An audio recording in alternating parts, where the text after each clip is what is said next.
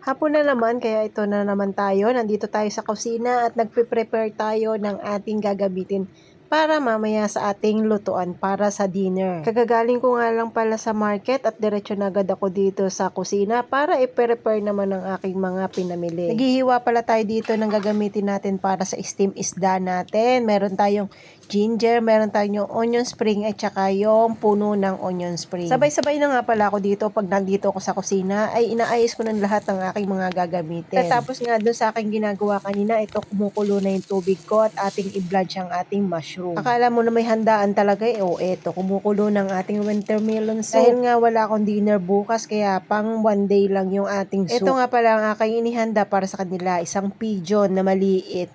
At ito nga mga sangkap ko, itong mga mushroom. At nang kumulo na nga itong ating mushroom ay atin nang isi-set aside at ang ating hanguin at atin namang i-blanch ang ating enoki mushroom. Mas maigi na siyang i-blanch ng kaunti para sa ating paggigisa mamaya ay hindi na sila matatagalang kumulo. Pagka-blanch nga natin ang ating mga mushroom ay ating babasain ng malamig na tubig para maging maganda pa rin ang kanyang kulay, parang fresh pa rin. Ilang beses ko nga yung hinugasan at ating ititik-tik itong ating mushroom para pag nilagay natin sa ating niluluto ay hindi na siya magsabaw. Kailangan nating i-drain ang kanyang water para hindi na mapunta sa ating iluluto.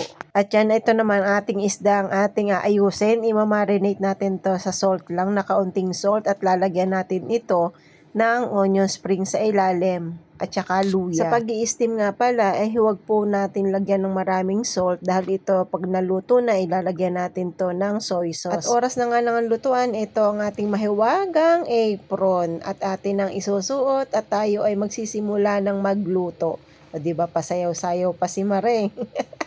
Siyempre, masaya tayo pag tayo magluluto. Ang una pala nating iluluto ay ang ating pigeon. Atin muna siyang i-stir fry itong ating pigeon para naman hindi siya lagas-lagas ang kanyang laman kapag ito ay niluluto na. Stir fry lang natin ng kaunti at atin itong isi-set aside maya-maya. Hindi naman kailangan matagal ang pag-stir fry, kaya naman ito atin nang ihinango at atin munang isi-set aside. Naglagay na ulit tayo ng mantika dito at atin namang igigisa ang ating luya. Ito nga pala ang sangkap ng ating pigeon. Naglagay tayo ng luya at ating imekos-mekos siya ng kaunti para naman lumabas ang kanyang aroma.